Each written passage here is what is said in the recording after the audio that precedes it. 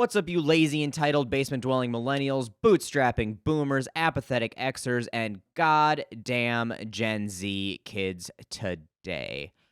We are wrapping up our American Dream a series here, so we can move on to bigger and better things. Right. I feel like we are walking through the world with our eyes wide shut. And if you're believing that the American dream is still a reality, like this is some major cognitive dissonance that's purposefully being created. Did you watch that Katie Britt fucking State of the I've been looking at I've seen like she put a bunch of stuff out there and like there's been back and forths.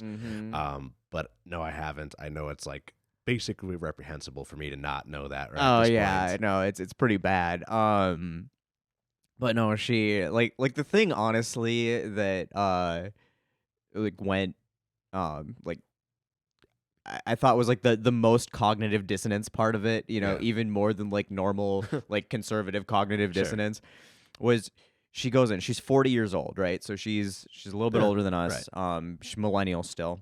Yep. And you know, she's married to an NFL player. She's not exactly hurting for money. Okay, she's a U.S. senator, married to an NFL player. You know, privileged white bitch, right? Yeah. And her dude, she's got 2 kids, and that was her whole thing. Like, she's like, I'm a mom, parents, conservative value. Like, that was her whole like try to shtick. Like, oh, you know, she's sitting at her kitchen table because I don't know who fucking came up with that shit. But anyway, and her kids are named fucking Bennett and Ridgeway, and Bennett is the girl. Oh, yeah, that's pretty like white person thing to do. Oh nowadays. My god. I was like, yeah, like she came up with that while she was Ridgeway. Like and I don't know why. It's like the white version of like Northwest. Right, exactly. But anyway, so she goes through this whole speech, and she's like talking about how like she got the American dream, and she's worried that that's not going to be available for her kids because of, you know, Joe Biden and the illegal immigrants, because that's what it was. It was Joe Biden making Mexicans, making it legal to be a Mexican or something like that. That's why her kids might not be able to achieve the American dream. And it's like, bitch, the rest of us have not had this access to the American dream because we got to, you know, sleep through half the Alabama State football team till we found the guy who's probably going to make it to the NFL. Like, that is not the normal experience for us. You have to pick the right one. You can't sleep with all of them because then you're like a slut. So you have to pick one and just fingers crossed. Maybe a couple. I'm sure she made the rounds. You know, I was really trying to figure out because it's hard to find information on her kids. It's like, I wonder if she got knocked up. She trapped him, but I think the kid's a little younger than that. That's not always the case, Jordan. I know you're from Florida, and it's like that's the thing to do down there, but not everybody does. I'm not from Florida. You calm down. I was fucking born, spent the first 7 years of my life here. Okay, I was only there for 8 years. Only there for like 8 to 15 or whatever. Yeah, only like the actual years that you remembered out of your childhood. I still came back to visit. I was like still here a lot too. Okay. All right. My bad. I take it back. Do not claim Florida. Yeah. No. You're not from Florida. You just have a little bit of Florida in you. Only in the best way, though. Usually. Don't even know how to respond to that. I don't know if there's a best way to have Florida in you. No, probably not. All right. Anyway, on to back to the American Dream. So basically, we've gone throughout this series and we've highlighted a number of ways that shit's fucking dumb. Just broken. Broke, including us. We're broke. Right, we're broke. The system's broken, and basically everything costs more. You're getting less for what you're paying for. The real exception to that is food, which recently is still not even the case with the recent like greedflation or shrinkflation. So like that's taken a hit, but historically, food is really the only good that you can imagine that has been cheaper. Not cheaper, it just hasn't increased in price or cost Inflation adjusted Yes, costs. inflation Yeah. adjusted costs. Which and I really gas also Yeah, gas to a is certain pretty much extent. on par as far like I mean I know we're always bitching about it, but surprisingly like the inflation adjusted cost of gas today is no different than it was on average at really any other time we've been buying it. And I think, I mean, honestly, my perspective on why those are the only two is food is heavily subsidized, and Yeah. industrialization, and automation in the agriculture and food processing industry has grown by leaps and bounds, so they can process exponentially more cheaper than at any other time in history. So that coupled with the massive amounts, I mean, our agricultural industry is socialized as fuck. They're poured tons and tons of Right. taxpayer It's money. one of the few industries that still has massive subsidies, you know, other than like the oil industry, which Right. is also another one. Yep. And That's that's where my point's going. And then again with the oil industry, with fracking and right. directional drilling, you know, they've been able to increase production a lot without increasing costs a whole lot. And that has helped keep those costs down. But again, a lot of that has to do with the fact that we're subsidizing this. Like for example, a pound of burger, if it wasn't subsidized by the U.S. government, would cost like $32. Yeah, I mean that's a little bit expensive.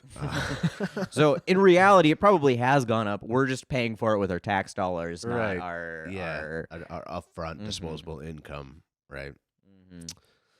Speaking of disposable income, I don't know if you had heard of this before. It's something that I found in kind of my research. It's Yeah. called the Living Wage Calculator, created by MIT. I've heard they're pretty MIT. smart over there, and they know something about numbers. They are very numbers forward. Right. So basically, they created a calculation that allows them to kind of find like the cost of living like per zip code, like down to the fucking like county level Hmm. type of shit. And for like they're able to determine costs for childcare, food, healthcare, housing, internet, transportation, civic, like I don't know, just like how easy it is to have civic engagement, or just like how much it costs to be a part of your community, Yeah. other necessities, and then like income and payroll taxes. So like they have this is a pretty substantial like calculated thing that they've worked up here, especially when you consider like you can go to any city in the United States and it'll tell you something. Mm-hmm. So I picked basically 3 or 4 of like the major metro areas across the country. So obviously we're talking about New York, we're talking about LA. I picked one in the South, was Houston, Yeah. and then obviously being a little biased, I chose Minneapolis up there. Minneapolis, St. Paul is kind of the region that we're talking about. If you are nitpicking whether or not we deserve to be up there, The cities. the metro area is almost top 10. So It's funny. I always call it the cities. I mean, obviously everybody in Minnesota calls Yeah. it the cities. And then you go like another place and like, oh, where in Minnesota do you live? I'm like, oh, I'm about an hour north of the cities. And they're like, what cities? I'm like, the cities. The Like, cities. yeah, The only yeah, Minneapolis, exactly. St. Paul, the city. Right. Yeah. No, it is a funny Minnesota quirk among many that we have. Oh, I mean, it's just dumb because Minneapolis and St. Paul is basically the same fucking city at this point. I mean, I know y'all down there would disagree with that. Then people from like St. Paul, like, because there's the Mississippi River runs right between the two of them, and yes. and like that's kind of sort of the divider between Minneapolis and St. Paul. Yeah, it is. Yeah. And when I Kind of. used to work for the Boy Scouts as a district executive, and my district was St. Paul, and we had an office in St. Paul and an office in Golden Valley, which is in Minneapolis, and most of our like big meetings were held at the Golden Valley office, and it was Sure. like impossible to get my St. Paul people to show up for them because they're like, we don't cross the river. Like they're like so fucking anti going to Minneapolis. And I'm like, to the rest of the state, y'all are the same. There's no difference between Minneapolis and St. Paul. Parking's just a little harder in one and the streets make less sense in the other. Like that's the only difference between Minneapolis and St. Paul does. Also, I've never heard of anybody who lives and works in Minneapolis or St. Paul have like that vehement of a like rivalry. I've never heard of It's that. just Minneapolis, or I mean, St. Paul is a really big small town. Like, Yeah, it feels like uh huh. like a Rochester, like Mm-hmm. kind of like a Rochester, Minnesota, and probably Rochester, New York. Yeah. Have a similar feeling. Uh huh. Um, Um, this- and so it's really weird, like when you get into, and obviously like the people I was dealing with, the people who do high level volunteering for the Boy Scouts are like super entrenched people in their community. sure. Yeah. And they are like it's a weird thing about Yeah. St. Paul people is like they treat it like I feel like I'm in a little town with the way that they're like, oh, can't leave my little bubble, like Mm. everything else is scary type of thing. But yeah, to the rest I'm like, you guys, like, it's the same place, to the rest of the state, like, you guys. Yeah, I mean, I think of it as one like contiguous type like area, Metropolitan and it's just area. like, do I need to go to a Wild game or do I need to Mm, go to a Vikings game? And then right. it's like that's the differentiator. Mm-hmm. It's like what type of event am I Yeah. going to? Like Mm-hmm. I don't think of I think of them. it more of as like areas of the city. I'm like, this Right. is the Yeah. quiet, like St. Paul's like the quieter part of the city, and like Minneapolis is the more less quiet part. Businessy and Yeah. like clubby type Mm-hmm. area Mm-hmm. of the air of the city. Yeah. Um, No, I but like, yeah, it's the same place. pretty much, pretty much. Anyways, enough of our Minneapolis talk for all you non-Minnesotans out there who don't give a flying crap-a-rooney about this. So let's get down into it. So basically, went through each of those cities. So let's start with. Did I get rid of the New York one? Yeah, I No, it's think right I up did. here. I've got it up. Yeah, sure. You go for it. Yeah. So according to you, the household living wage in New York City is $58,000. That's for a single person with no children, right? No, I thought you said this was household. I was pretty sure because when we talked about this before, you thought it was single person, no children, and then you went through, Let me pull up. yeah. Which, I mean, honestly, either way, $58,000 a year in New York City to live, whether you're single, no children, or household, no children, dual Yeah. income. So that 58,000 is one adult with zero children. Okay, so yeah, So that's 50. the income before taxes. Okay. 58,000. Um, and income before tax, so 58,000. No children, one adult, which again still seems low to me for New York City. Like, I feel like Yeah, that'd be that's hard. it's got to be, and this is something we talk about is like the housing we feel like is potentially not like perfect because Yeah. housing is such a like wide ranging sort of Yeah. like you can get by on a really crappy apartment Right. and technically still call that like adequate housing maybe. Yeah. Um, but like, is that anywhere that anybody really But still, wants like, because I to feel like, I mean, and live? I know very little about like the actual cost, but I feel like everybody's always like, oh, it's like $2,500 a month for a studio apartment in New York City. And I know maybe that's city proper, and maybe they're including outskirt areas here. I guess I don't Yeah. know. So for New York, it is counting New York, Newark, and Jersey City, Mm. part of New York. So it's kind of also New Jersey in a little bit. All right. So like it's a little bit of a wider area, Yeah. which makes sense because if you live Mm-hmm. just in that general vicinity, you're probably having something to do with New York. Otherwise, Yeah. Why would why you are be you there? why are you there? Yeah. So so that's the required living wage basically for a single person.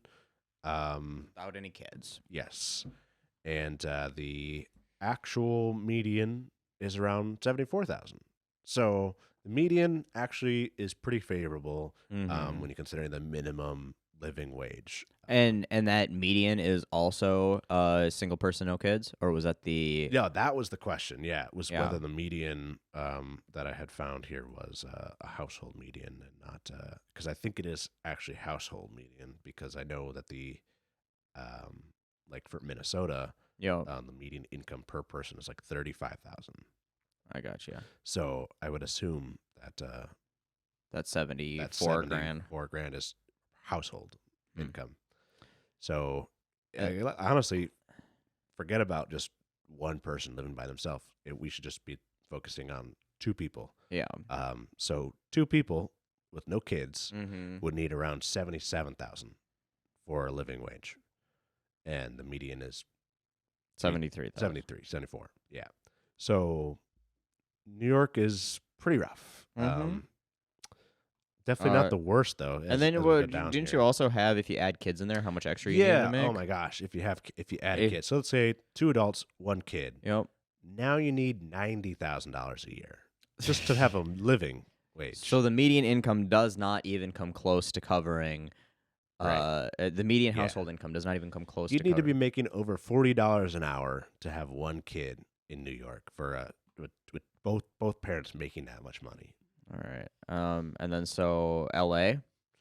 LA is yes. So You had 57,000, but that was single. yeah. So for 2 adults, Mm-hmm. no kids, you're looking at 75 grand is the living household income. And the median is 72,000. Yes, the median household is 72. So another one where like the median itself is really just not catching up. And Houston, the median is 57,420.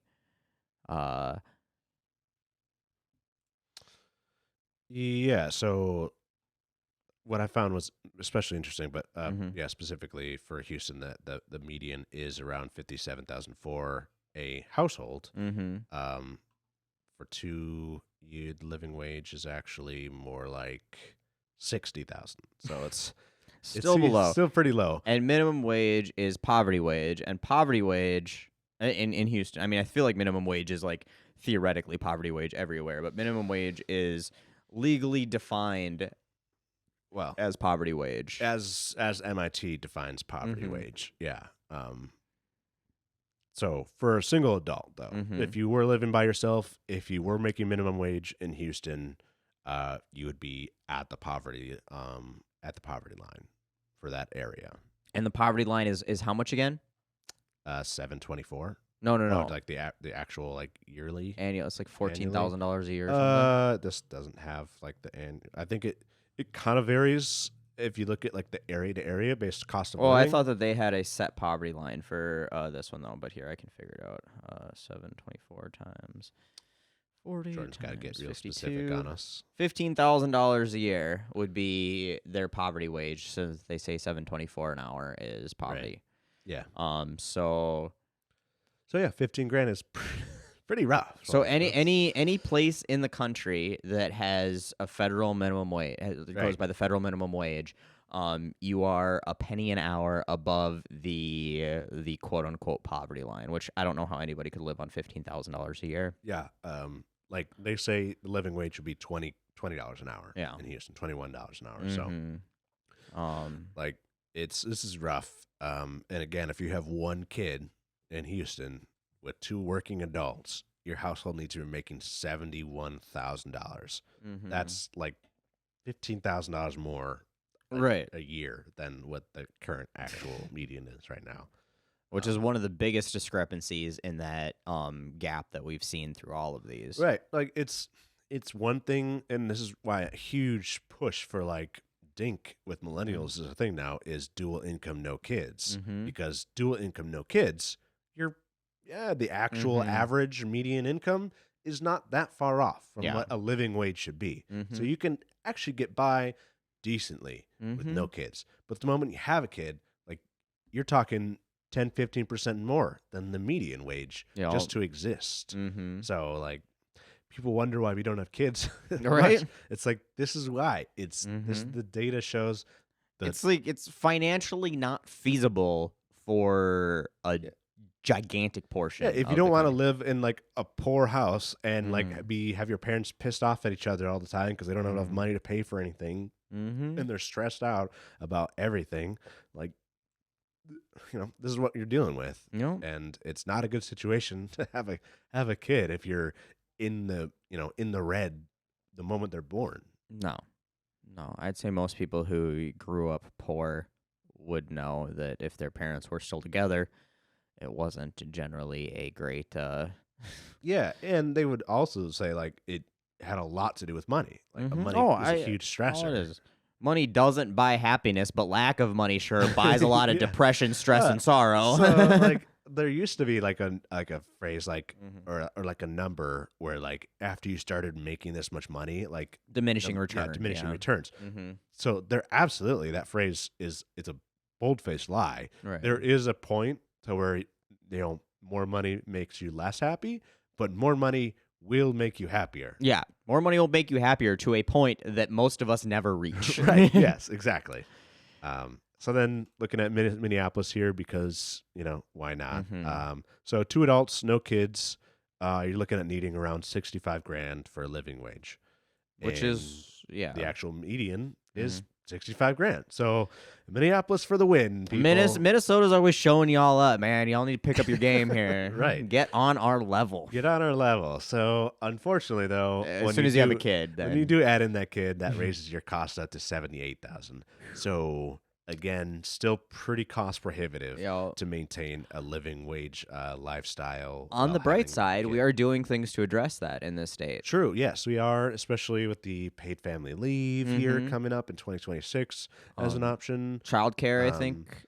Childcare, they're trying to do something. I don't think it's quite as Mm. big of a program as the paid family leave. Yeah. Um, But we got free school lunches and free school breakfast. lunches for any family that Mhm. wants them, needs Mhm. them.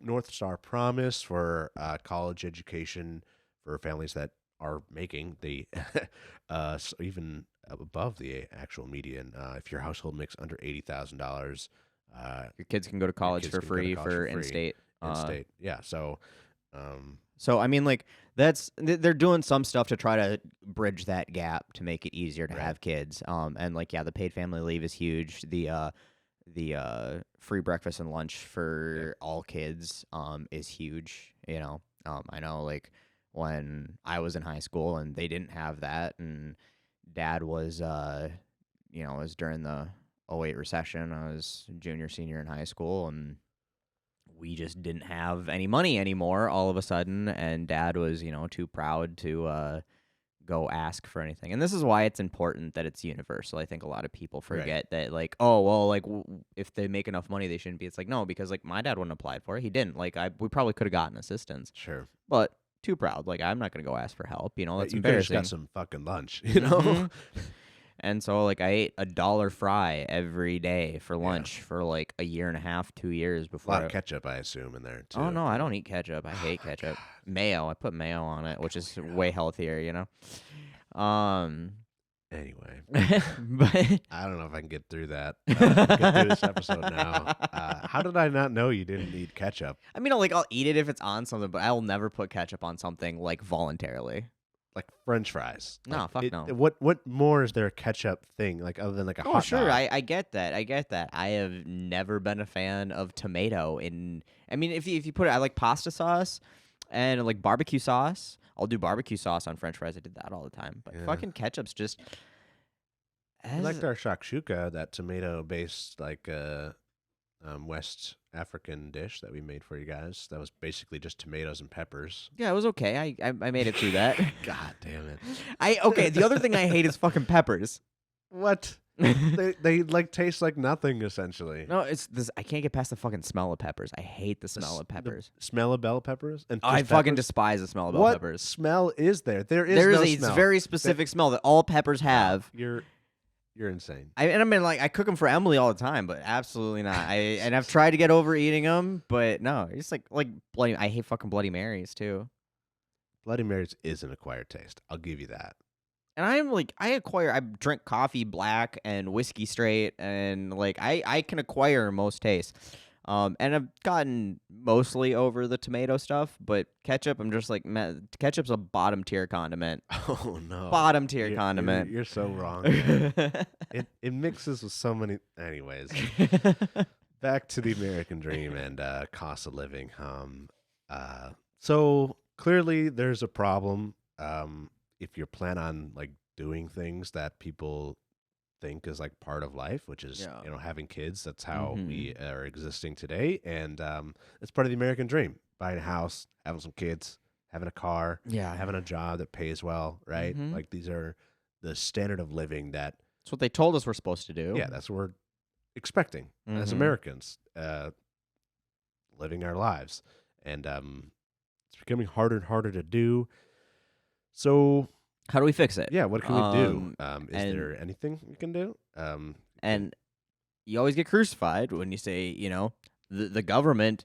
What can the government do? Because yeah, that's what we pay the government to, pay, help solve our pay taxes societal for something, problems. right? Yeah, and and when you bring that up, and everybody's like, "Fuck the government," Ronnie said the scariest words you can hear is, "I'm here from the government and I'm here to help," which is is maybe true in the United States sense.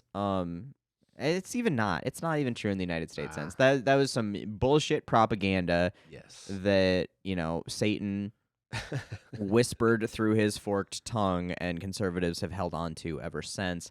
The government helps. All sorts of things, and that's what they're there to do. Yeah, I mean, if you ask anybody in the 1930s and 40s, is like, hey, do you think the government has done Mhm. like good things for you, to alleviate Mhm. the burdens of the capitalist failure?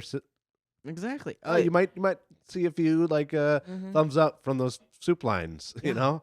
You know, um uh the band Alabama, country band Yeah, yeah, Alabama, has a song called "Song of the South," and there's yeah. a whole verse in there about the Depression and cotton was short and the weeds were tall, and but Mr. Roosevelt was gonna save us all, and then um Mama got sick and Daddy got down. The county got the farm. They moved to town, and then it's like Daddy got a job with the TVA, which was a government program. Yep.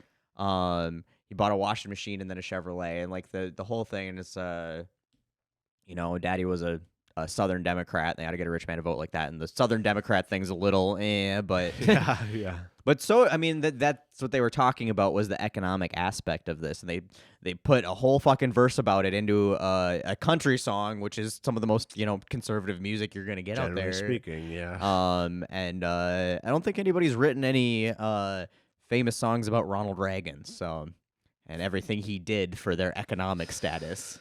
No, I mean, to be fair, there's not many presidents that musical artists will make songs about. Yeah. Um, you know, So the one it's that they did sing about, yeah, no, that's fair. That's fair. But um, like, we do pay taxes for a reason. Like this mhm. is we do have socialized services in this country, and more than people realize that on a day-to-day basis our country revolves around socialized services. Absolutely. I mean, you got to work on a public road. Right. Mm. Yes, every time. Yeah. Unless you're driving a private road, Yeah. it's the government that's making Mhm. sure that you have the ability to do that. Um, Um, you pays get for your Medicare when you retire. well, You're yeah, yeah, right, yeah. I mean, those are things that we pay mhm. for on the front end, and we can get on the Mhm. back end. I mean, Absolutely. you get obviously the easy drops in the bucket is the firefighters and Mhm. police and I mean, well, the police is yeah. Yes, yes, I agree. There's some concerns there, but like fucking education, Mhm. you're sending your kid to school, Mhm. from elementary school to high school. That's a socialized service No. that you're paying for with your taxes. Mhm. Um, and I would say public high school and just public school in general is probably one of the biggest benefits, especially in the mid 20th century. Yeah. That like that was huge for our country's growth and just ability to compete on the world stage. If you Absolutely. Yeah. so Back when we valued astronauts and scientists and stuff, and not demonized education I as just care about Tom Brady now. That's yeah. it. No, not really though. He is the bomb. He's the goat. He's the goat. But basically, it's clear that like things do work and can work when we pool our resources as a society, and we do get some pretty good benefits. No.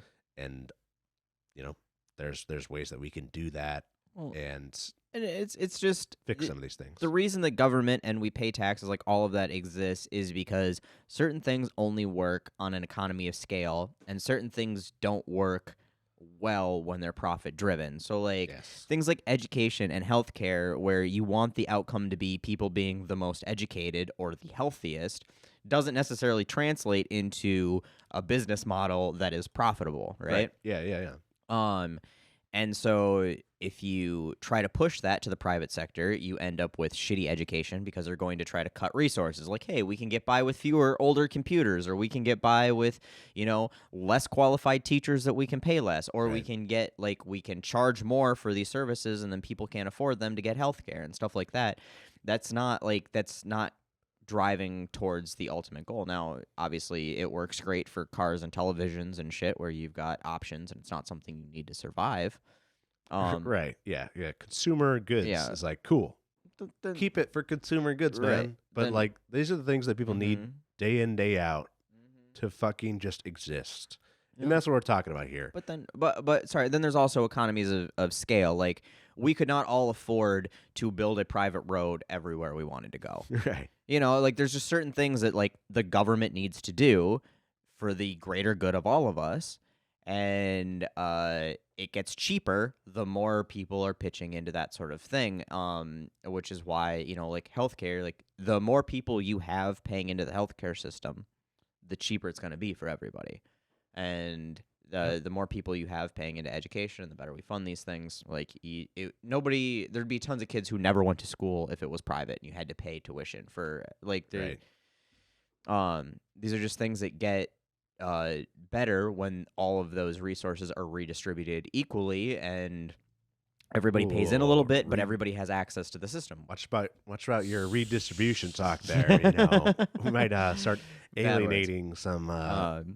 My drunken when I was writing up this write up, my drunken comparison was Netflix, and I remember you saying that it probably wasn't the best, but it's like it wouldn't be practical to go out and pay for your own personal copies of all of that content that you can get on there, but you can pay a small monthly fee and have access to all of that Yeah. whenever you want. And that's kind of the same thing. Is like that's what taxes do. That's what the government does. Is you Yeah. just pay a Right. small monthly annual fee, whatever, and you have access to all of these services that you couldn't afford or wouldn't be practical to afford on your own. Right. All these motherfuckers like, oh, you can never exist without taxes. It's like, well, can you ever exist in society without taxes? Mhm. No. Do you get benefit from things that taxes Mhm. pay for just on a daily basis without even Mhm. knowing about it? Yes. Oh, then yeah, that's why taxes always Mhm. exist, And even if it's just property taxes. yeah, which I've got huge problems with property taxes. Oh Like boy, huge problems with property taxes. that's what I was just saying. Like it makes sense to have them when you consider that if you don't have access to your property via non-privately owned, you know, motorways, then Mhm. what's the point of having that property in the first place? Yeah, okay, but you pay gas tax to operate that on those motorways. So like you're Sure. paying to use the motorway by the fuel you consume when you operate on that. See the You're reason talking about allocation rather than the actual tax. Is the yeah, like problem. I'm very much pro taxes that help people and I believe like obviously we need to be refunding our taxes. And that's like the big thing with taxes and why everybody bitches about them. The United States has a relatively low tax burden compared to a lot of the rest of the world. Yeah, yeah, yeah. But we bitch about it because what we pay in taxes we don't get much for, right? Like, I mean, Yeah, yeah, we w- get pretty poor social services for it.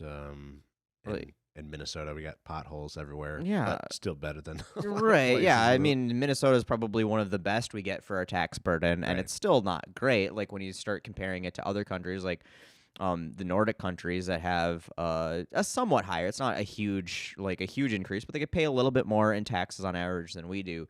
But they have a much higher quality of life, a much higher standard of living, and they're not mad about paying their taxes because they're like, hey, I get to go to the doctor, and my kids have childcare and a decent education and Well, all and we're that. just paying for it in different ways. Like Mm-hmm. instead of a tax burden, it's an Yeah. out of pocket burden. Yeah. So like it's Mm-hmm. apples and apples. It's the same cost. It's Yeah. just being where are How you it's gonna and allocate they're that? just doing it more efficiently Right. by doing it through the Yes. so what I was getting at with the property tax thing Yeah. is Yeah. my two big issues is Starting to property. sound like a libertarian over there. Oh, this is maybe I don't know. No, I'm not a libertarian, but um property tax is the one thing you buy and you never own. You rent your property from the government because of property tax.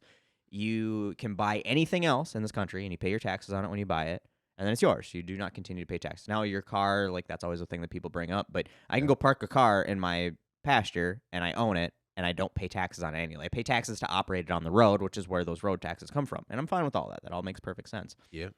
Um but like if I own my property and I don't pay the taxes, I lose my property.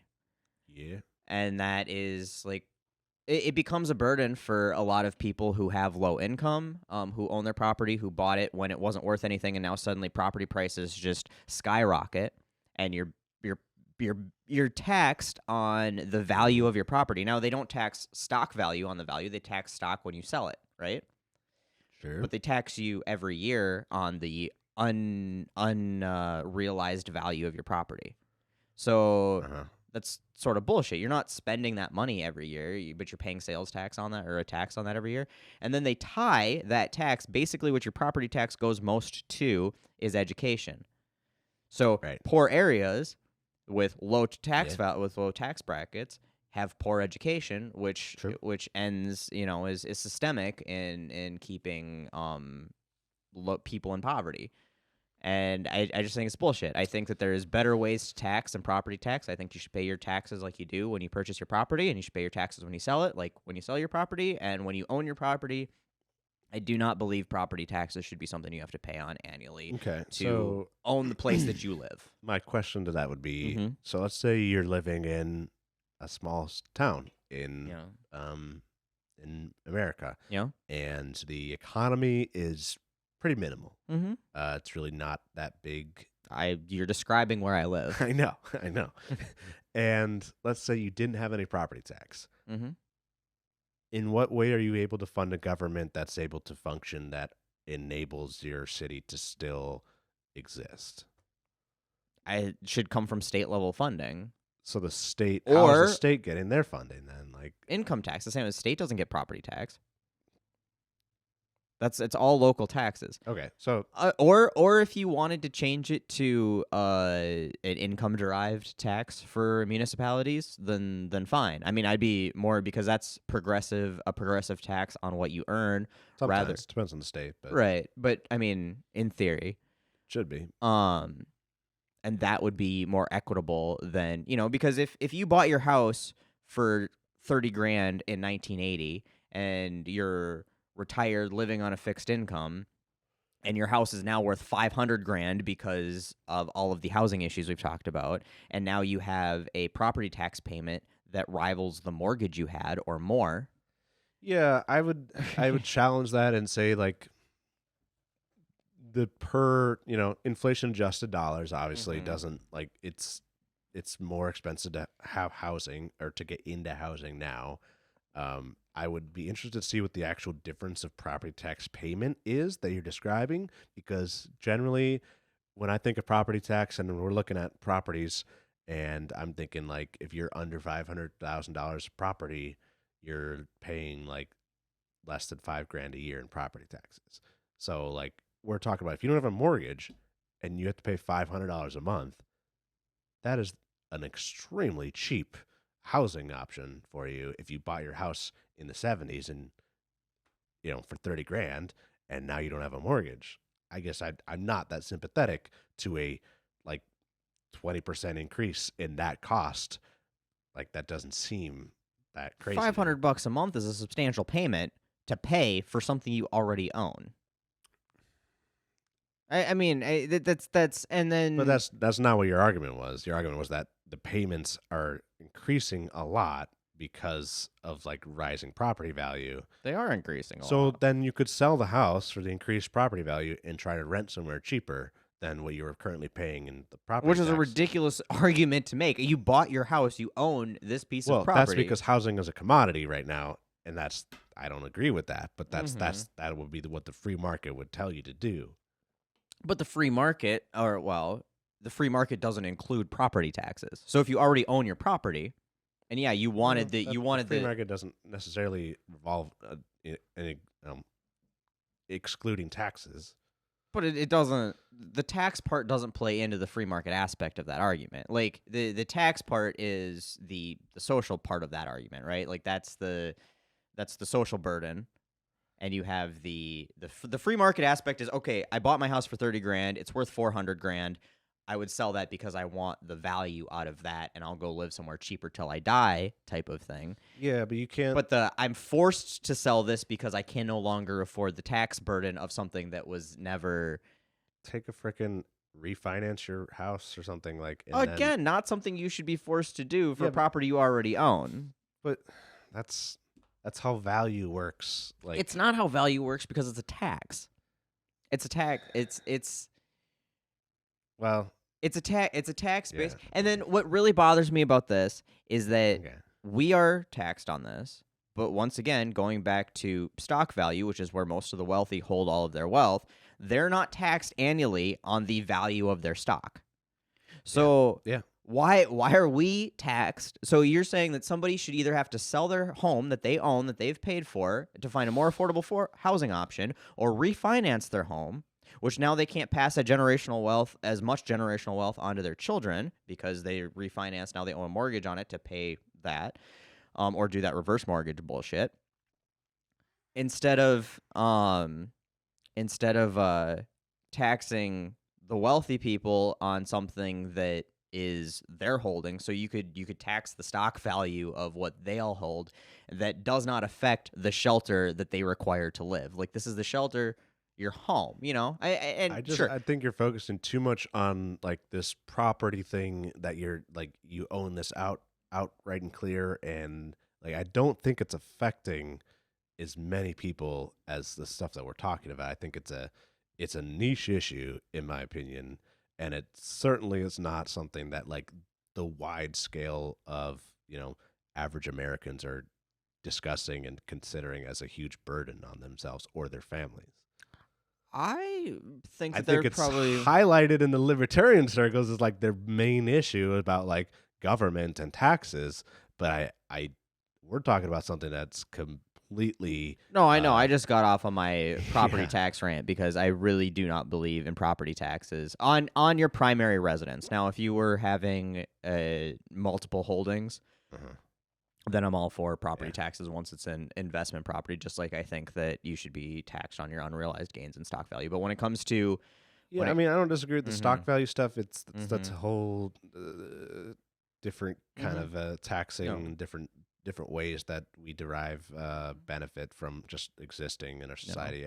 It's an interesting discussion, but I do think we could benefit from getting back to like just it's such a small factor about like standard of living. Like property tax is like probably a very minor thing that people are considering or having to deal with, especially when shit like healthcare, education, Oh, just like I agree that it's not the first issue I would tackle if I had the ability to tackle or like like the three 10. major issues in the country. That wouldn't even be one that I would touch. No. Oh, it'd be sort of one I would touch because education funding is derived from that, and that's a horrible way to fund education, Yeah, which is another one the of my huge. allocation of property Mhm. tax based on your region is a Mhm. huge.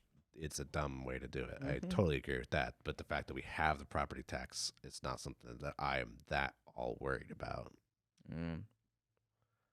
I don't know. I really We think can agree to disagree and move we on. can agree to I, disagree. I All think right. we We beat this one. and if anybody who's Mhm.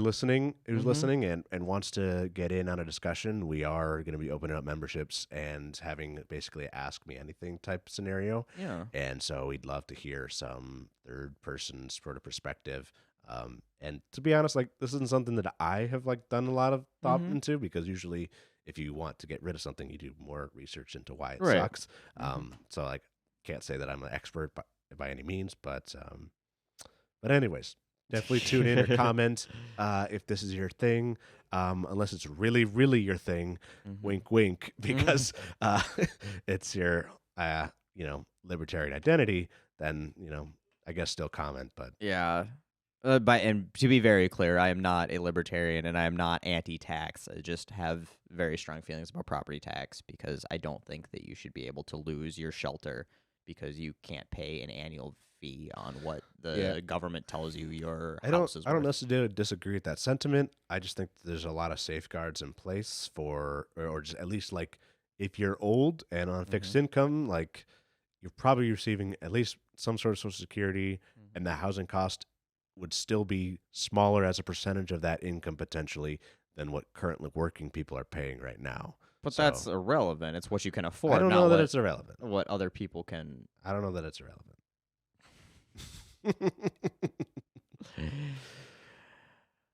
Moving Anyways, on. yes. So sorry for that. The standard of living in America is shit. It is. Let's talk about that. So we were saying that other countries pay more in taxes, specifically the Nordic countries.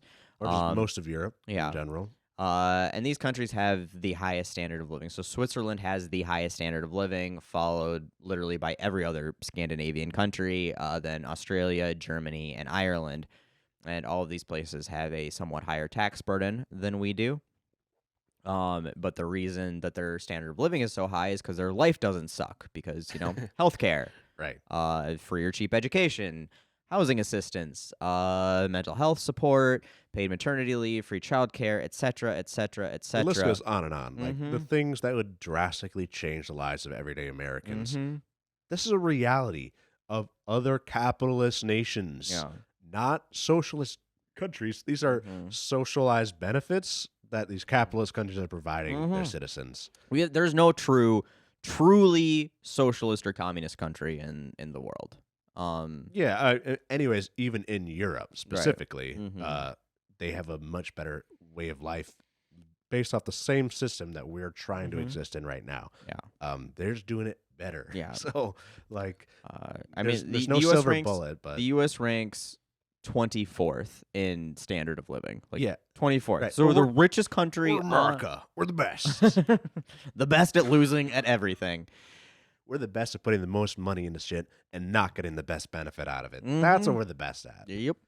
And incarcerating our own people And blowing up third and world brown blowing up people. shit. Yeah. We're really good at blowing shit up. 24th. 24th is what we rank. Yeah. We're the That is insane. Like, wealthiest nation on the planet. in the history of humanity. Yeah. But we're the 24th. 24th in standard of living. Yeah. It just doesn't. But That math ain't mathin'. But I can drive a Hummer, and I can buy him an 80-inch flat screen. Come on. Like, how can it be that bad? That's weird. It's crazy. Yeah. It's almost like those things do not actually reflect how average Mhm. people are living. It's weird. No. So it's like when you talk about these services and everybody's like, it's gonna cost us more in taxes, and it's like maybe a little bit, but not that much more, and it's gonna save us money out of pocket. Scandinavian countries pay about double what we pay in total taxes. That's income, property tax, sales tax. We won't get into the property tax thing again. However, their income tax is roughly the same. So like that's Yeah. usually the big thing that like everybody's bitching about is like, oh, it takes more out of my Right. paycheck. And I'll have to pay they're 30% of my income instead of 20% of my income. Yep. So they're really close. It was like 20 something percent. They're right around the same on their actual income tax. But their corporate taxes are 3 to 9 times as much, and their sales tax is about 3 times as much. Now, sales tax gets to be one of those tricky things, Yeah. because obviously sales tax affects our ability to consume. Our ability to consume affects our economic performance. Right. But a lot of these have exemptions for the types of things that you're taxed on. So like, Or it's like a VAT Mhm. tax where it's like very heavily influenced on what areas of consumption you are yeah, partaking in. Mhm. And, so if you're buying a luxury boat, it's going to be a higher tax than right. if you're buying a loaf of bread. Yo, and they've got sin taxes are a lot higher over there, like alcohol and tobacco type taxes and Sin stuff. taxes. Gosh, you got that Minnesota like thought just like seared into your brain. You're I do. like, oh, I See, I'm can't- not Floridian, goddammit. Right. Yeah, exactly. All right. You got it. But I mean that's what like it's really expensive to buy beer and shit in those countries. Sure. And you know what? And I'd be okay with that. I drink more than most everyone. And Also more than they should. yeah. You know, if it costs a little bit more, maybe we hmm don't buy as much. You know, Exactly. And if I do, then whatever. Like I've never bitched about an alcohol tax, and I consume alcohol at a higher rate than, your average person, because it's like this is something I don't need it. sure, I choose to do this. This is something that like I'm okay paying a little extra tax if that helps support the services that I'd like. right, So yeah, the 3 times higher sales tax a lot of times does not apply to like food and clothing. sure, Like here in Minnesota, yeah, we've got people bitch about Minnesota's tax burden all the time. But Minnesota has no sales tax on food and clothing and like the necessities of life. right, right. Yeah, Um, that's pretty nice. There's no, mhm. yeah, it's 0% sales tax on clothes. Like Yeah. generally, like Mhm. that's pretty incredible. So like there's ways to do sales tax where it's not as much of a burden on Poor, consumer right. poor people. Specifically, poor Yeah. consumers. And that's really what's important. And Scandinavians are okay with their taxes. They Yes. rank top 10 happiest countries. Like all the Scandinavian countries are like top 10 happiest countries.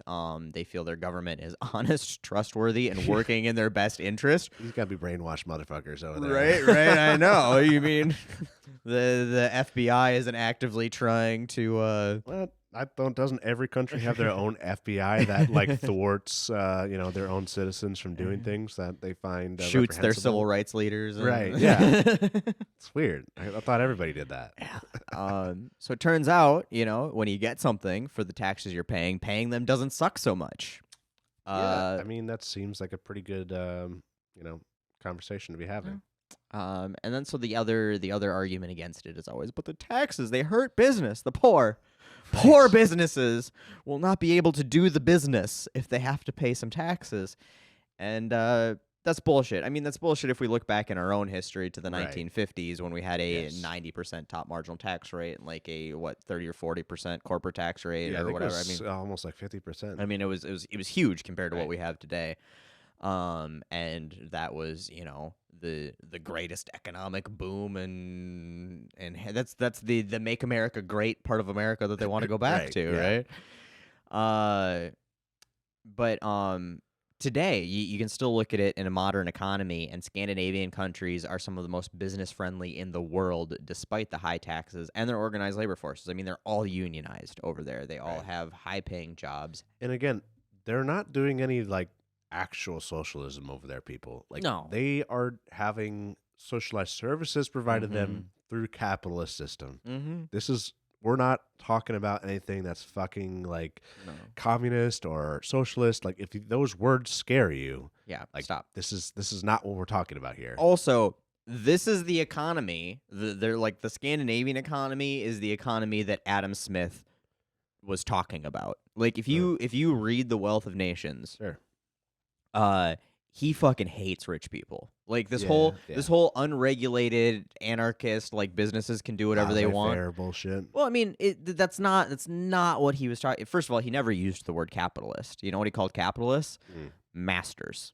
Yeah, And sure, workers. sure. That was like the capitalist word didn't come in till Yeah, I way feel like later. people should really be reading up on Adam Smith if they're going to Mhm. be spouting all this Yeah.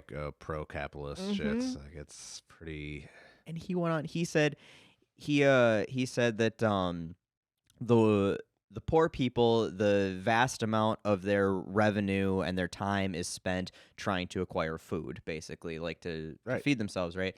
And he said the wealthy, the vast amount of their revenue is expense on luxury items, Right. on opulence. And he's Yep. like, so it's not unreasonable to expect that the wealthy should not pay in proportion to the public interest to their revenue, but pay in excess of their revenue to the. So he described a progressive tax rate Yeah. there. Yeah. He was in favor of free education paid for by the wealthy to everybody because he believed in. I mean, it was a revenue value currency, basically, is Mhm. what he was preaching. Uh, he was we would consider him a raging extremist liberal socialist today. Pretty darn close. I And think when he and you're when he still in talks, favor of a lot of free market stuff, but but like, the free market. So this is the other thing that you need to understand is that when he was writing about government regulation or lack of government uh-huh. regulation, the governments at the time were not democratically elected governments. It was published in 1776 Right. before we were even a country, Yeah, and there's some pretty limited democracies out there at that point. there is basically none. Right. And the governments controlled the business and the economy, and their whole point was to try to consume as much wealth, like hoard as much wealth as they could. That was the whole point of colonialism, right? I'm not paying for this shit. I'm just gonna go take it and keep it. Right. And if I have it within my borders, I'm the richest. Like the guy with the biggest pile of gold wins. Mhm. Uh, so what he was talking about at the time when it came to the government, he was really referring to the top 1%, the ruling class. Yeah. And when he was saying like we shouldn't let the government like impose regulations, he's talking about the top 1%, the people who are Yeah. controlling the business, imposing Right. regulations. He said the people, the workers, the public should be the one who impose these regulations on business. And that's really what a democratically elected government is doing, Or should be doing. should be doing. Attempting to do. Right. And so like that's it.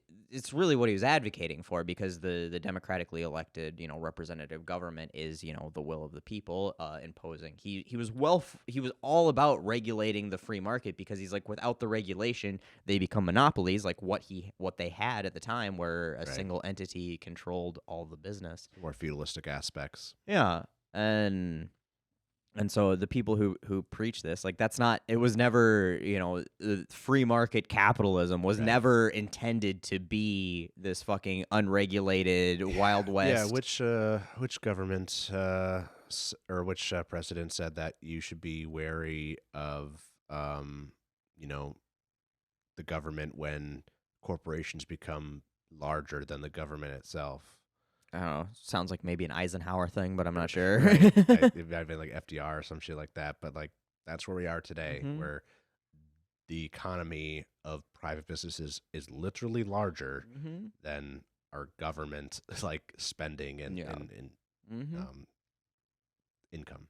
Absolutely. And that's why we have no ability to do anything as regular citizens. We have no Mhm. ability to push for policies on a federal basis. No. Studies show that we're like as likely to get something passed if it's 100% positive as Mhm. it is 0% positive. No. It's always like 25%, Yeah. 30%. It Mhm. mainly is based off how much money you have. Yeah. 100%. Um. And so another point that I wanted to point out before we move on to our next section was like on the taxing businesses and that hurts business and all this shit. Yeah. And why a big reason why that's bullshit is because businesses taxes are not one of their top expenses and one of their top concerns about doing business, right? One of the main thing they generally need is a quality labor force. Right. And a quality labor force lives in places that are nice to live. Like if you have an education, if you have a good skill set, Minnesota. exactly. And that's why we have like what 16 or something Fortune 500 companies headquartered here in at our little least. pissant Midwest state. At least. Like major I Fortune think 500. we've got like that many top 100. I think if you look at the top 500, we're more than that. I think that's only the top 100. Oh, maybe. I thought that was our Fortune 500 list, but I mean like 3M, Target, Best Buy, Buffalo Wild Wings. We've got some big ones. But the point is that Minnesota has a lot to offer for people who live here. You can go to shitty states like Tennessee or Florida or Yeah, you're right. 15 yeah. Fortune 500. Mm-hmm. But we also have the biggest privately held company in the Right. world too, with Cargill. Yeah. Not that I'm a big fan of Cargill, but No. Again, the largest privately held organization on the planet is headquartered Right. here in Minnesota. And they do that with a higher tax rate. They choose to be here because we have a quality labor force, and we have a Right. quality labor force because there's shit that people get for living here. Like Like, we've it's got. almost like we invest in our Mm-hmm. communities Mm-hmm. and school systems and people. Exactly. It's And weird. so that's why, regardless of what they say, like low taxes don't attract businesses. Now, maybe it might attract them if we were competing with New York or like some other major metropolitan hub that had slightly less taxes. That Sure. might be a tipping point type thing, but they're not going to go to fucking bumfuck North Dakota because the taxes are low unless. Right. Nobody's moving their, Fortune Mhm. 500 headquarters to Bismarck, you Mhm. know? Exactly, because there's nobody there to do the jobs that they need them to do. And maybe like there's some jobs that you can get away with a relatively uneducated workforce and all that kind of stuff. And Well, usually like a headquarters like division, like they need some pretty high level mhm. type degrees and education Yeah, to run, their high level businesses. exactly. And then you got to remember that these people, if you were going to convince people with a master's or a PhD and like an expectation that I want to live somewhere that has like culture and good places to eat and drink and all of that, and you're like, hey, we're moving to North Dakota because the taxes are cheap, and Yeah, you might lose a few workers there, yeah, you maybe. might, or you're gonna have to pay them so goddamn much that it would have been cheaper to just pay the taxes in the better place, you know. It's never cheaper to pay taxes. But that's why the higher taxes do not hurt business. Right. Like that's Yeah. that's the number one reason why. And then the other thing is like resources. Do they have the infrastructure to support the business? If you're running a major manufacturing operation and you can either go to a place that has a major metropolitan area that has invested in this infrastructure and already has it in place, or you as a company need to build it all from fucking scratch in Right. the middle of North Dakota or Which is fucking. pretty usually Mhm. not worth it. Cost effective. So that's why that argument is bullshit. Like the tax thing is not that big of an incentive or disincentive Right. for Unless you're business. like Ireland, it has Mhm. like a dirt cheap, That's Mhm. why all like Apple and Yeah. all those companies like Mhm. say that their headquarters is in like Mhm. Ireland or whatever, when just to avoid like Well, that's like a incentive. Cayman Island type Right. scam though too. That's Yeah. not even really because they're not doing business there. They're Right. just they're They just have that's a tax shelter at that point, yes. Okay. Yeah. which Fair is a enough. totally different. Like they're not moving their operations there. True. And if we wanted to be like, hey,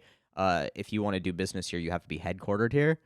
They would be like, well, we're not moving our whole fucking operation to Ireland, so Right. they The would. United States still remains the Mm-hmm. largest economy in the world. I No, think still is. Did China outpass us in no, GDP? no, No. not even Okay. close.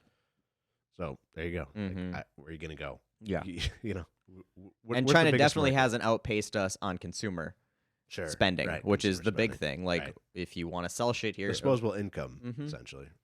Yeah. And so if you want to sell shit, you want to sell shit in the United States. Like everybody wants to sell shit to Americans because we buy a lot of dumb stuff. So Yeah.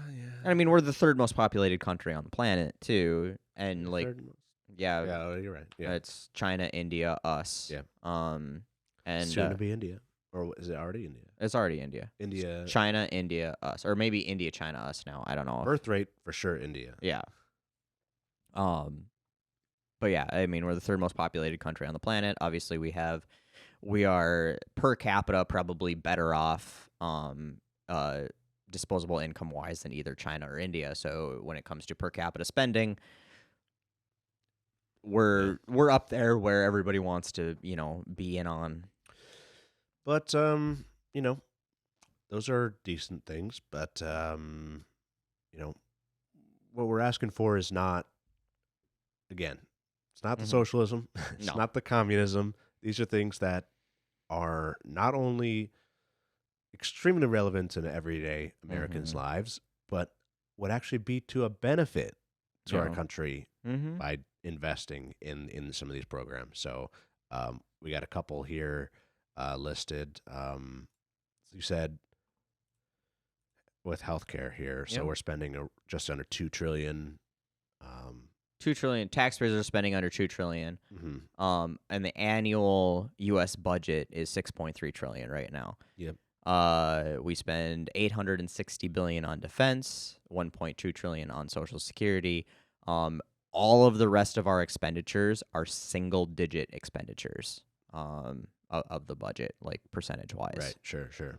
So free childcare would cost us $70 billion a year, which sounds like a lot until you realize that this is, hold on, 0.0000001% of our annual budget. $70 billion. That would be I don't know, Jordan. They don't deserve that free stuff.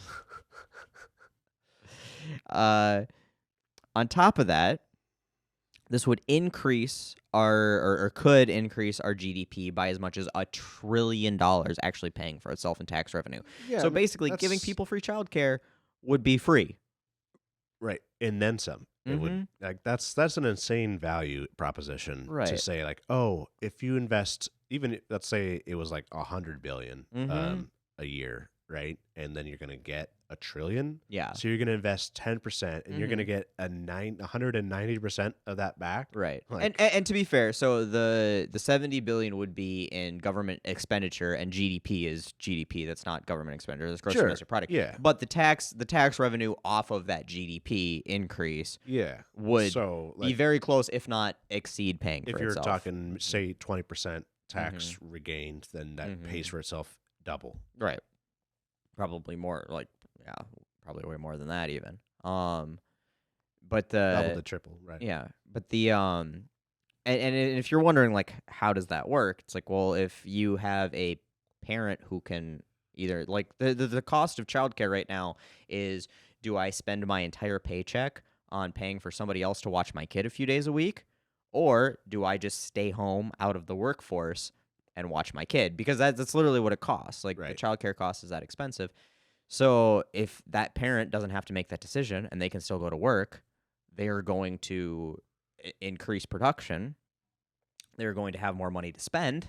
Right, and this is like pre-K essentially, like Yeah. like not like 1 to 2, but like 3 to like 5, like right before, Yeah. because studies show that like ages 1 to 2 or 0 to 2, like as a parent, it makes more economic sense for a country to pay you to not have to pay other people to watch your kid. Like it is more beneficial to the country financially to pay you to not work Yep. and to watch your kid for the first year or two Mm-hmm. than it is to like for you to pay for somebody else to watch your kid. Right. Mm-hmm. So like it's a pretty massive, and that's how they do everything basically in Europe is like there is no like infant care in Europe because it's weird. But they just pay, yeah, and they give parents a stipend basically to be a parent. Exactly. But moving on. So like that's how these things would pay for themselves. Medicare would cost us less. Medicare for all would be $5.1 trillion less in total spending over 10 years when factoring in federal, state, and personal expenditures on healthcare. We'll be spending $6 trillion a year on our current system. Universal health care would also save 68,000 lives annually, which we went over. Yeah. I mean, well, in theory, that's our number of preventable deaths from lack of healthcare access. Right. Yeah, if people actually do show up, now that it's free, Right. it's still on them to a certain extent, but they're no longer. It has the potential to save nearly 70,000 Yes, lives a year. yes, exactly.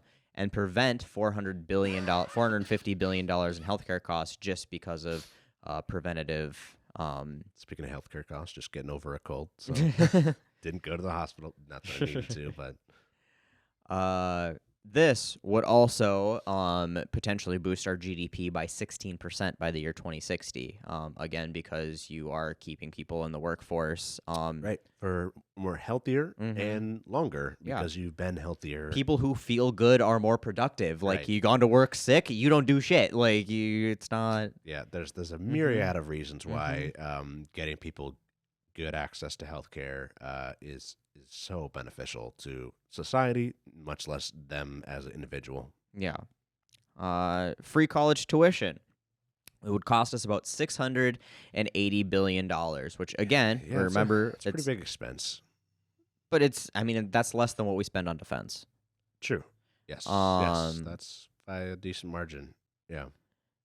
Forgiving student debt would boost GDP by $100 billion a year alone. That's just forgiving the student debt that we currently have, because that money is all tied up going to useless people who don't actually provide anything. Banks. Honestly, we just need to capture student loan like industry as a government, Yeah. and just That's give what we used to do. give 0% or very like 1 to 2% loans out, And like, just write off everybody who's paid back their principal balance at this point. Just right. wipe it out. Like there's It no doesn't reason make for sense this. to me that we've created a predatory business model around people trying to better themselves Right. and better society because of them doing better for themselves. Absolutely. Education always, always, always pays for itself. Yeah, 100% of the anything time. else, like that's all you take away from this, like just that Yeah. alone. I couldn't find good numbers for the specific GDP increases for free college, but it'd be a lot because Biden has a free community college plan that would cost $90 billion, and the study showed that would boost GDP by $140 billion a year. So, like, if you imagine you did that for a 4-year degree or graduate degree level stuff, that would be massive because Right. you're gonna get trillions. exponential increases on return because obviously the more educated people are, the more productive they become. Right. And this really all comes down to the fact that every fucking rich person you ever hear say about money Or just is every conservative ever. what is it? You gotta spend money to make money, you know? And They got to spend money to make money, except investing in our own population. yeah, so then it's always about cuts. We just gotta cut. How are we gonna pay for it? How are we gonna Yeah. pay for all these things? It's like, well, how can we not? How can we pay to not do these things? Yeah. It's hurting us more than it's helping us by not paying for it. Exactly. It's not like what does it cost us? It's like what does it cost us not What to are we do it? losing out on by losing $70,000 people a year to things that we could have saved their lives? And this is statistically proven across the board. Investing in people makes us money. It makes the entire country money. It makes the government money. It balances our budgets. Tax cuts cost us money. There has never been a tax cut that's paid for itself. They always say, oh, the tax cut's going to pay for itself. Never once in fucking Reagan's tax cuts tripled the national debt. He was the president who put us over $1 trillion in debt. Right. And he swore up and down that it was going to trickle all over us. We were just going to Just get like a golden shower, just straight up of money, Yep. of coins, not of anything else. and it was going to pay for itself, and no, it didn't. It tripled the national debt. It did not increase. Give any notable increases to any positive economic metric like unemployment or GDP growth or anything like that. No one gets rich by reducing spending. They get rich by investing. You invest in things, and that's where you make your money. They'll always talk about investing. That's what these programs are. They're investing in the core value of a country, which is its they're people. investing in people, which is really investing in labor, which is kind of how things happen and how money gets made is by labor. So if you invest in your labor force, you're investing in your future dollar amount. So it's literally that simple. Yep. Yeah. It's why billionaires put money into markets and not under their mattresses, right? Because they know that they invest that money, you get a return, and that's exactly what. When it all comes down to it, all of the money is made on the backs of labor, right? That's right. And it's not like this shit is like a pie in the sky sort of dream, No. We're asking for things that have been existing for decades across the world in countries that we're supposedly better than. But they can afford to do this and we can't. Yeah. When we have more richest money country than on the they planet? than they Yeah. do. This is the only thing that I can think of is that capitalists want control over the populace, and so they limit the ability for labor to get any sort of foothold. Well, bringing up Adam Smith again. Sure. He said another thing where he was very much anti-rich business people was that the interests of the business owners is always different than and often opposed to that of the public. Sure. And he said this is because if everybody makes more money when an economy does good, but profit margins go down the richer an economy is. You can make more money off the back. So if you're already in that top 1%, you stand to gain more by everybody else being poor. Sure. But everybody else makes more money. Right. And he's like, this is why the wealthy will always seek to keep us down because they are keeping a larger profit margin Right. off of Right. our backs in that sense. Like, Yeah. I mean, that's exactly. I hmm think that's exactly it. Adam Smith said that. Adam, sorry, from way back in the day. Back in You know, like Jesus Christ, it's not that complicated, but we're It's really just like not. brainwashed as a hmm population to believe that you as an individual need to pick yourself up by your bootstraps and do your own thing to become a self-made millionaire, just like all the other self-made millionaires that Who just exist out got there. millions of dollars in loans from daddy Right. and Or have connections through their millionaire parents, hmm if they didn't get an actual loan from them for millions of dollars. Like these are huge things. Self-made. Like no Taylor such. Swift, self-made, Oh my who god. got loan to open her own label. Right. Well, and rich parents who bought her fucking singing lessons and Right. brought her to give her every opportunity to be. Yeah, I don't know. Sorry, we can't Yeah. criticize Swift because the Yeah, I Swifties will mean, come like, crucify us and great. cancel Like us. But she's on the generally kind of ish right side of history, but like at to say that she's a self-made like person is no, it's not 100% right. Like she's not. She's not. And I will stand by. There's no such thing as an ethical billionaire, and that's Taylor right. Swift included. Yeah, no, it doesn't matter who you are. There's hmm no reason why you should have hundreds and hundreds of millions of dollars. Like it No. doesn't. There's hmm no way you can spend it. There's no way you can ethically spend it, And and there's just no way you should ethically have that mhm, much money when people have nothing. nothing. It doesn't. The fact that track. billionaires and homeless people exist in the same society Right. is like Ah. a serious indication that there's a So problem. I have like a pretty weird thing with like my Mhm. screensavers at Yeah. home, my home desktop. I have like just like kind of like I look at them as like really just like human moments. Mhm. And one of the pictures is of New York Fashion Week. Mhm. And there's this like homeless guy sitting on some stairs, Mhm. and he's just like very, very homeless. And then just to the right, you have like three women like Mhm. showing up for Fashion Week and like some like very like presumably expensive like looking clothing, Mhm. and like they're getting their picture taken, and then this the picture is of Mhm. both of them being like, this exists Yeah. right Right next next to to this. this. Mhm. And like I have that as a screensaver for a purpose. Like I'm Yep. like, this is the society that we exist in that is Mhm. supposedly the best. Yep. It's not. No. Not even a little bit. Yeah, and Taylor Swift has made her money. I mean, and she's probably one of the like closer to ethical-ish Yeah, I billionaires. mean, like artists, people who You like know? make things generally like very involved in very Mhm. minimal labor from other people, so like Mhm. they don't require a But ton of but that's labor. the thing is like Michael Jordan didn't become super wealthy because he played for the NBA. He became wealthy because he branded his name and little Chinese kids make his fucking shoes and shit. The same with Right. Taylor Swift and all of Yeah. her merchandise and the fact that Taylor Swift like has a carbon footprint that's like 10,000 times the average person Yeah, that's and does nothing, right. really to offset that.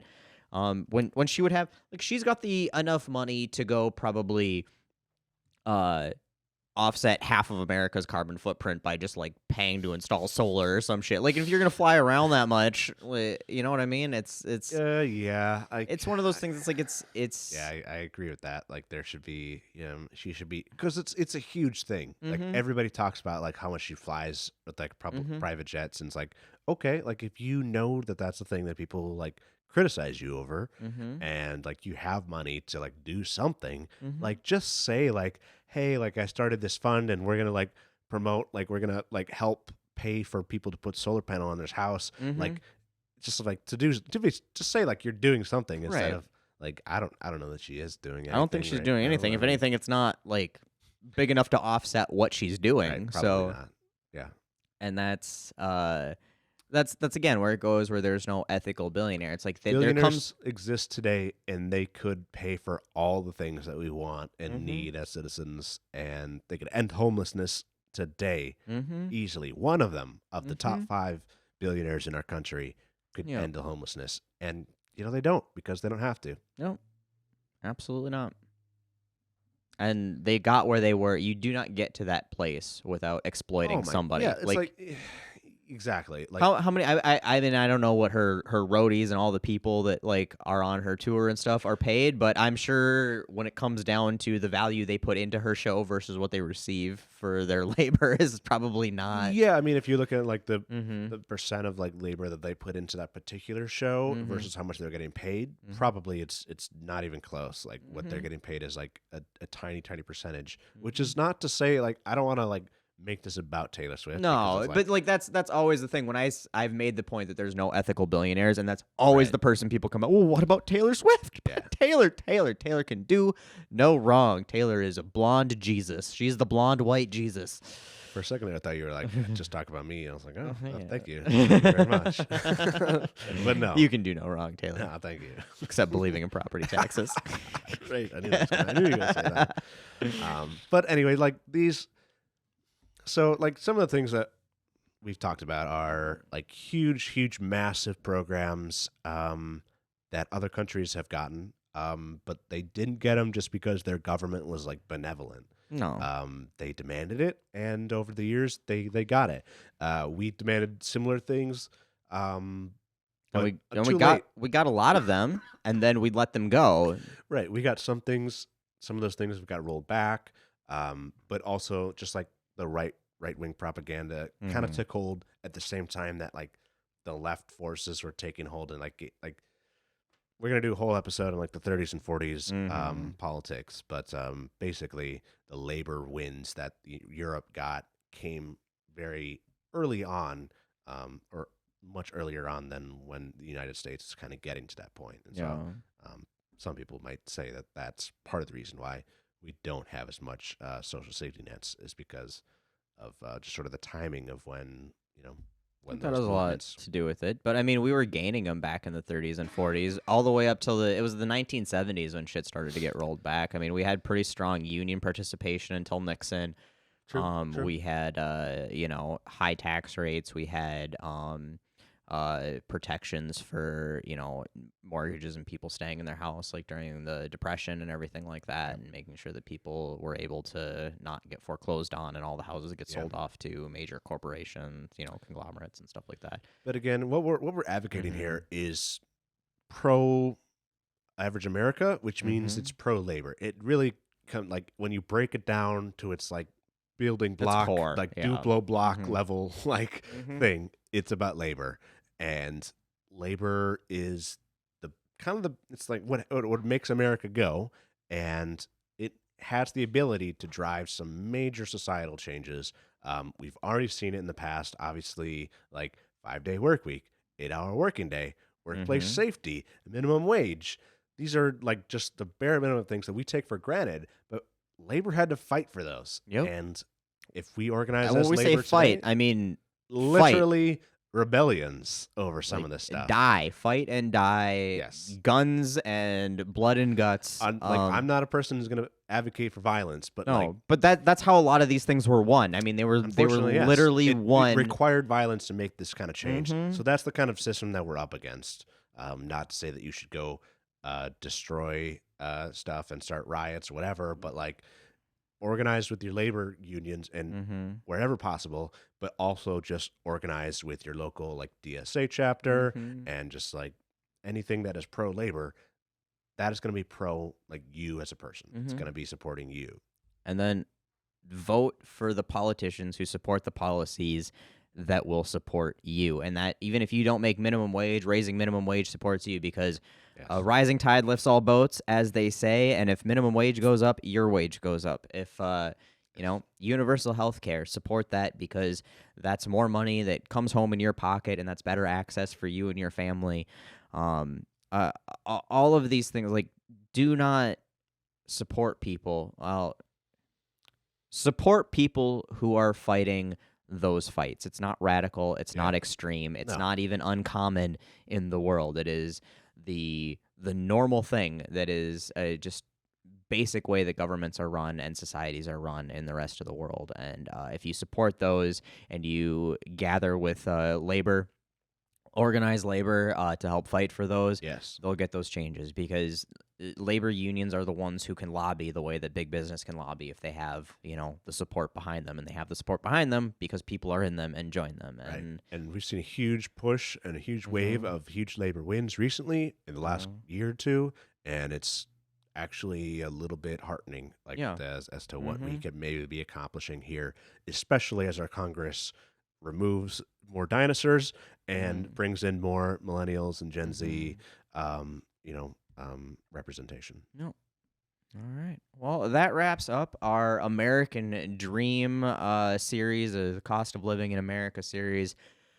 We hope that it's kind of beating a dead horse. I feel like at this point. A little bit, but I mean, Um. I feel like it's you just have to put it out there at some point Mhm. and say like we are demanding a socialized democracy at minimum, Yep. the bare minimum here, Mhm. and this is something that exists around the world. Yep. So We're nothing not unique we're here. not asking for much. We're not asking for something new or radical. No, We're just asking for the bare minimum. that's right. And so yeah, I know like a lot of these points, obviously you've heard time and time again. Yeah. We hope that kind of putting them together in a series like this helps give some perspective on the Mhm. whole thing and how it all ties together. And hopefully you took something away from this. But we're going to be moving on after this to some different topics, some more interesting stuff. And as always, Yeah. if you guys want to suggest something, want us to talk about something, want to hear something, we did this whole series because it was suggested to us Hmm. Hmm. on TikTok. Please feel free to comment on YouTube because we do this whole podcast is in video form on YouTube.